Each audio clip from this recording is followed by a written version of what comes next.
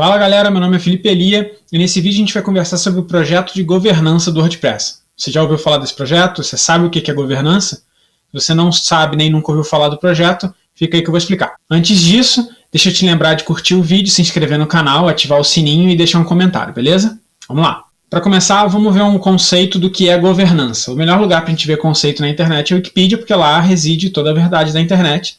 Então, vou pegar a definição de lá para vocês. Wikipedia define assim, ó. Governança corporativa é o conjunto de processos, costumes, políticas, leis, regulamentos e instituições que regulam a maneira como uma empresa é dirigida, administrada ou controlada. Então, governança é mais do que governo, é mais do que quem senta na cadeira. Na verdade, governança está relacionada a como as coisas funcionam, né? Como todas as peças desse governo se encaixam e se relacionam entre elas, e o governo com os governados, no caso aqui que a gente está falando de governança corporativa, de todos os envolvidos no processo, que a gente vai chamar de stakeholders em alguns conceitos mais, enfim, acadêmicos. O que é a governança no caso do WordPress, então? É como esse open source é gerenciado, como essa comunidade se organiza. A gente tem falado aqui no canal algumas vezes, essa comunidade não anda muito bem organizada, né? Infelizmente, é um modelo que foi se criando sozinho e meio organicamente. Então a gente tem uns monstrinhos em alguns lugares do WordPress e a coisa meio que não anda. E aí quando a gente pensa em alguém que fale pela ferramenta, só tem o Matt Mullenweg, que foi um dos co-criadores do WordPress, né? A gente vai ouvir falar bastante dele aqui no canal ainda. E quando a gente fala de alguém que decide pelo WordPress, é sempre esse cara. Então acaba ficando tudo em cima dele e tudo que ele não decide vira meio que um cabo de guerra para ver quem vai pegar e decidir. O WordPress ele tem uma hierarquia dentro dele, mas mesmo assim ainda tem muito cabo de guerra, porque a palavra final acaba sendo de 2 ou 3 sobre determinado assunto e não de uma pessoa só ou de um corpo que consiga se gerenciar sozinho. Pensando nisso, 2 pessoas criaram um projeto de governança para o WordPress. Essas 2 pessoas, eu tenho uma cola aqui, peraí. Essas 2 pessoas são a Rachel Cherry e o Morten Rand Hendriksen, que é o norueguês. Acho que a Rachel Cherry, se não me engano, é americana. Então esses 2 encabeçaram esse projeto de governança para o WordPress. Esse projeto ele tem como objetivo final organizar isso tudo, né? Criar um modelo onde as pessoas possam entender como que o WordPress está falando, quem fala pelo WordPress e quais são os próximos passos do WordPress. Então, o nosso amigo Morten aqui criou um post no blog dele explicando o que é esse projeto. É um post bem longo, mas é bem interessante. Ele destacou alguns pontos e eu vou falar aqui sobre alguns deles. Seguinte. Primeiro ele destaca essa coisa do quem fala pelo WordPress que eu falei, né? E o que essas pessoas estão falando. Quando a gente fala assim, qual é a opinião do WordPress sobre determinado assunto? Isso simplesmente não existe, porque a gente não tem para quem perguntar. Então a gente acaba sempre perguntando para líder do repositório de plugins, que nem sempre fala a mesma coisa que o repositório de temas, que nem sempre fala a mesma coisa de outro assunto. E aí a gente fica sem saber qual é a opinião do WordPress. Isso tem um impacto que pode parecer bobagem, mas assim, o WordPress é gigante, né? Ele tem 1/3 da internet toda usa o WordPress, segundo a W3Techs.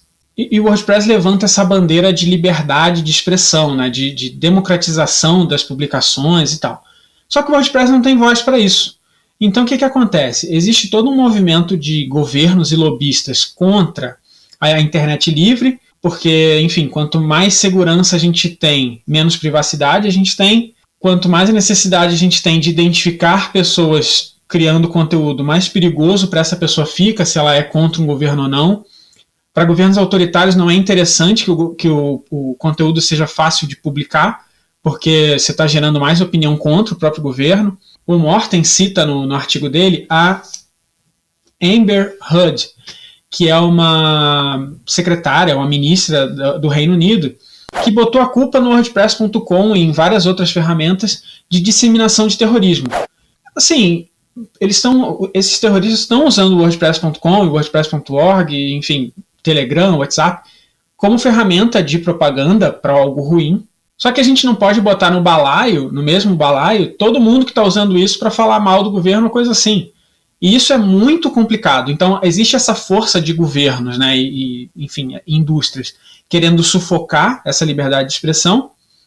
E falta voz para esse outro grupo dizendo, não, gente, a liberdade de expressão é um negócio importante, a gente precisa lutar por isso também. O WordPress se coloca como um bastião dessa liberdade de expressão, mas ele não luta proativamente por isso. Então, quando a gente precisa de que o WordPress rebata essas afirmações, ou que o open source chegue junto, né, diga, não, gente, calma aí, não é bem assim, só teria o Matt para fazer isso. E ele não tem braço. Enfim, ele é dono da empresa dele e acho que nem cabe a ele também bater no peito e resolver todos os problemas do mundo. Então, o Morten, lá no artigo dele, começa a defender que o WordPress precisa ter voz e tal. E ele dá um outro exemplo também bem interessante, que é o seguinte, existe uma floresta fechada e as primeiras pessoas que vão atravessar a floresta, elas criam uma trilha. Essa trilha começa pequenininha, depois mais gente vai usando e vai alargando a trilha e eventualmente aquilo vira uma rua. O WordPress por si só, quando ele atravessa uma floresta, ele já abre uma rua. Ele é tão grande que ele vai fazendo o que precisa. Só que do jeito que está hoje, o WordPress ele não tem direção. Então ele entra nessa floresta e às vezes ele dá um passo para a direita, outro passo para a esquerda e vai criando um caminho meio tortuoso que nem a galera que está participando da comunidade está concordando com aquilo, mas é o jeito que ele tem progredido até agora. Então ele defende que o WordPress, que chegou até aqui, né, nesse 1/3 da internet, dessa forma meio orgânica, passe a ter uma liderança, passe a ser mais vertical e menos horizontal, para a gente poder identificar qual é o próximo passo do WordPress, para onde que o WordPress vai e para onde ele vai levar a internet junto com ele. É uma discussão bem interessante, esse projeto de governança ainda está bem nos estágios iniciais, ainda dá tempo de participar bastante ativamente disso, eles têm uma instância do Slack só para eles, que dá para entrar e tal, enfim, é aberta para todo mundo. Eles são muito receptivos, eu acabei de entrar para poder saber um pouquinho mais. O projeto ainda está nos primeiros passos, assim, bem no comecinho. Ele está tentando formar a própria governança, a governança do projeto de governança, mas isso eu acho que isso vai evoluir muito rápido e daqui a pouco vai ter uma apresentação formal desse projeto de governança para a comunidade. Parece besteira, um assunto meio deslocado, mas isso afeta muito a nossa vida. Por quê? Porque o WordPress ele não tem tido essa posição de vanguarda. Ele tem sempre tido uma posição de reação. E pior do que uma posição de reação, é uma posição de retrocompatibilidade que acaba gerando uma aparência de regressão, de segurar muitas coisas para trás. Esse projeto de governança conseguiria liberar um pouco dessa imagem e puxar o WordPress para uma posição um pouco mais de mudança mesmo, de implementação de padrão. Enfim, no começo do canal eu falei como é que o padrão de ECMAScript surgiu, né?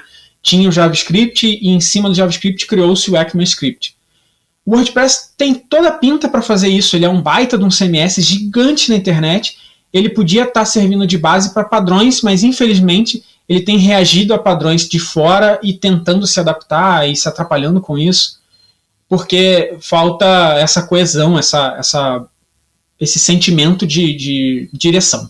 Então, galera, é isso, um vídeo um pouco diferente do usual, como sempre, estou sempre mudando alguma coisa, né, mudando o assunto e tal, mas eu espero que vocês gostem e eu espero sinceramente que vocês percebam a importância do assunto para a vida da gente, porque parece coisa lá de longe e tal, mas isso vai mudar bastante a ferramenta se um dia for implementado, beleza? Então não esquece de comentar aí o que você acha do assunto, deixar teu like no vídeo e se inscrever no canal. Valeu? Até a próxima semana. Tchau!